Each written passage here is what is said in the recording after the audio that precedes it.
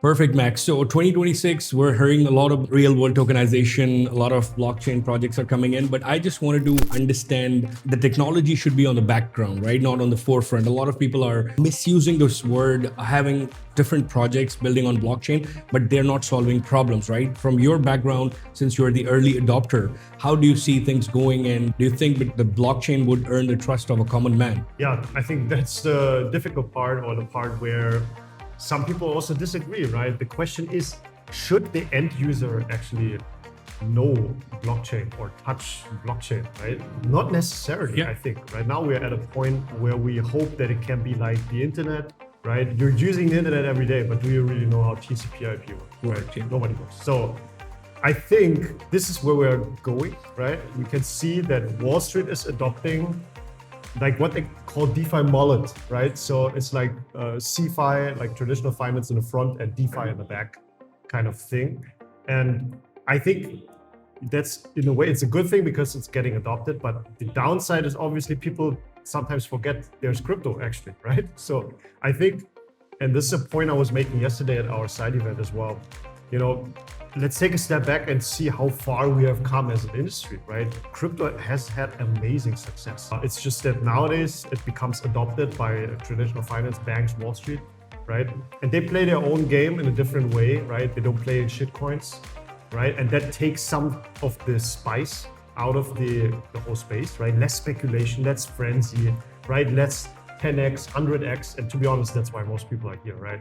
But on the other hand, it's great success for the technology itself. Yeah, very interesting point. I'll pick on that one because our firm, Eastbridge Global, what we do is we work with founders, startups, and solving the problems. But I've seen this narrative that most of the people, they opt in for blockchain to go after money. They think that this is the easiest and the fastest route to raise money. And some of the projects are offering 300% return. I am not sure what kind of business can do that. So there is a lot of speculation, and this is why the trust has gone, right? So for the startups, for the founders listening to you, being a consultant, being in the business, having invested in the blockchain, what you would like to pinpoint that should be known by them? Yeah. Well, for entrepreneurs, I can just give the advice to not focus too much on a short-term hype cycle. I think if you're just trying to make money and especially jump on the latest trend, I mean, making money is still okay, right? We are all businessmen, want to make money, right? But you've got to make it the right way, right? Have a long-term vision, right? Don't build for, as I said, the latest hype, because when you're just trying to catch the hype cycle, the hype moves on while you're still building your project, right? And I've seen so many projects trying that, and there's like a minimum percentage of them is fast enough, moving fast enough. And these are also not really the good actors because they only want to make money. So yeah, no, I agree with that. And in terms of the regional adoption of crypto, and I'm sure that you must be aware of the fact that Nigeria was one of the countries to adopt the Bitcoin most of the world. So in terms of the places where the banks are not there, countries like Pakistan, these, countries where there is no access, do you think blockchain is going to play a part? How far we are in terms of localizing and making some regulations out there? That's number one. And number two is, how do you see the future of blockchain? Is it going to replace the banking, or it's going to stay as a competitor as it is right now? Yeah, big questions, especially the second one. First one, I think we're clearly seeing that blockchain is especially adopted where traditional finance structures are weak. The US is kind of an exception, but anywhere else, right? You mentioned, what was it? Nigeria, right? Yeah. Argentina, right, is another case in point. Many African countries, where blockchain is used. Venezuela is another really good example. I have a friend from Venezuela, right? And I was talking to him 1 or 2 years ago when the old government was still in place. And I was like, man, your family is there. How they're doing? Are they okay? And he's like, yeah, they're okay. They are, working for some international company. Like his sister working for an international company. She's earning USDT, right? So amazing, right? Again, let's take a step back and let that sink in how far we have come as an industry. I think it's really amazing and important not to forget that. And by the way, current company I'm working for is Cloudbank.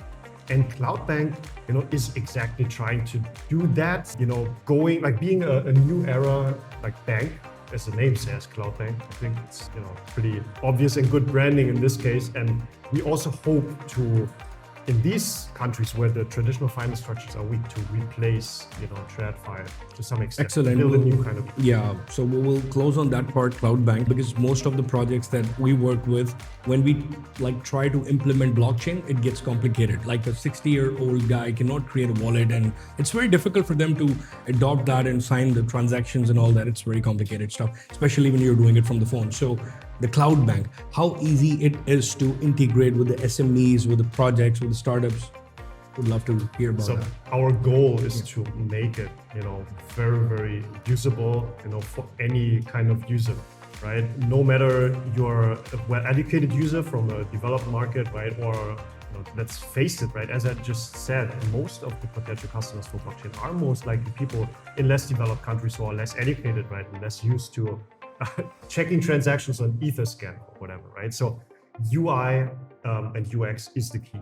Absolutely. Yes. And that's something that, we are putting a focus on basically when we are working on our product, right? So really the goal is to build something where people don't feel that they're using blockchain and not confirming transactions, right, all the time. And writing down seed phrases, right, and forgetting them sometimes. That stuff, right? You know how it works. It's cumbersome.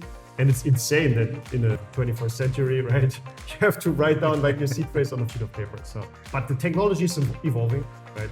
And we are at CloudBank also building, for the next stage where you can really have smart accounts, smart wallets integrated, all the DeFi tools that are coming, online are being developed, including by us. Of course, we're seeing lots of improvement. Good times to come, but thank you so much for incredible insights. It was a pleasure. Thank you too. Amazing.